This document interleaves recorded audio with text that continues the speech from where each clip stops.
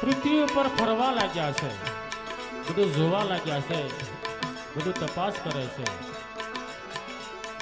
અને નારદજી આજ પૃથ્વી લોકમાં હજી પણ આગળ તપાસ કરવા માટે જાય. એવામાં એક દિવસ બે ગોવાળ ગૌશાળામાંથી એમની ગાયો હાંકી અને જંગલ તરફ ગાયો ચારવા માટે ચાલ્યા જાય.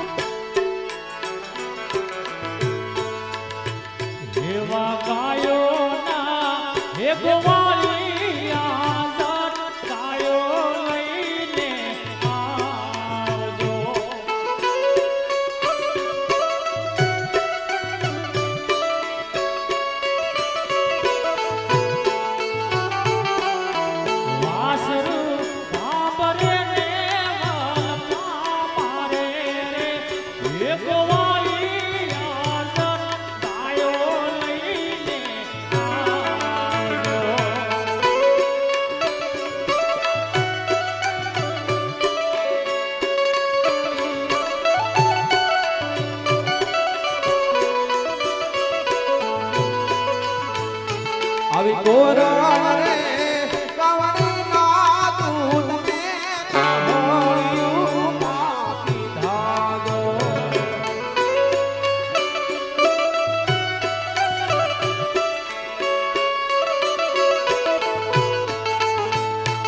ઈ ગાયું ને એ ભૂખી લઈને આવું તો એ ગોવાળી મારો ઠાકર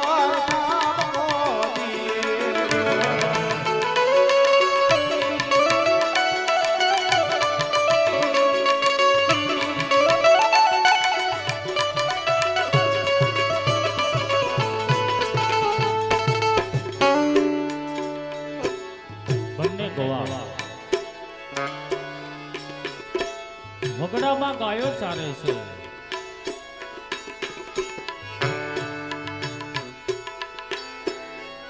ત્યારે એ વગડામાં ગોવાળોને આજ રાક્ષસોનો અવાજ સંભળાયો અને રાક્ષસો વગડા તરફ ચાલ્યા આવે છે.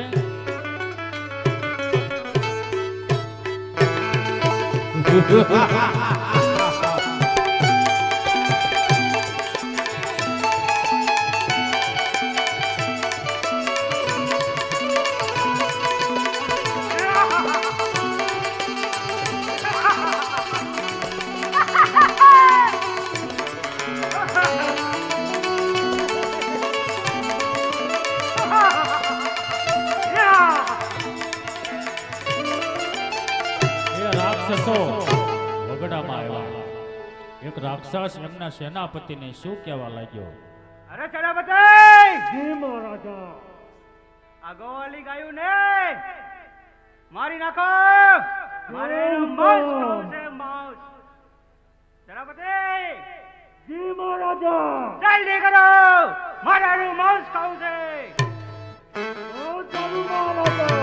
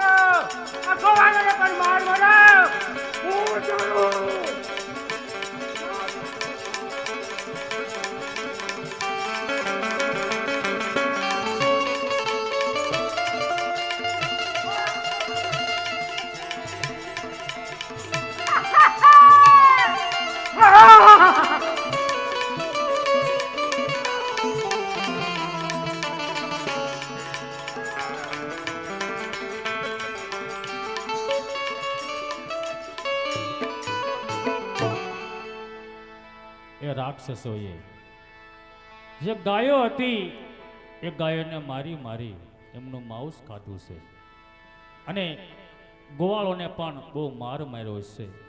ત્યારે ગોવાળો આ શું કહેવા લાગ્યા? અરે ભાઈ ગોવાળ, અરે હા ભાઈ ગોવાળ, થામ તું જોતો કરી. આપણી ગાયો પણ બચતી મારી નાખી હાવ, અને આ પણ દાડે દીકી, આ દાડે દી પણ દાનવોનો ત્રાસ વધતો જાય છે.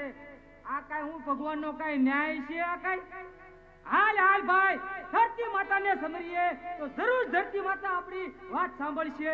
હાલ ભાઈ હાલ.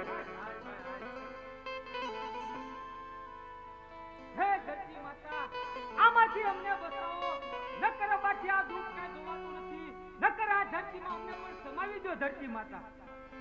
ગોવાળો ધરતી માતાને પ્રાર્થના કરે છે, એ ધરતી માતા અમને આવા રાક્ષસોના ત્રાસમાંથી બચાવો, કાં તો અમને તમારામાં સમાવી લો. આવી રીતે ધરતી માતા ત્યારે ધરતીમાંથી પ્રસન્ન થાય છે અને ગોવાળોને શું કહેવા લાગ્યા? અરે હા ગોવાળિયાઓ, તમારું દુઃખ જોઈ હું આ પ્રસન્ન થઈ ગયો.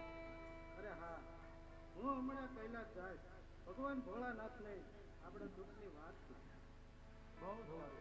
ધરતી માતાની, ધરતી માતાની.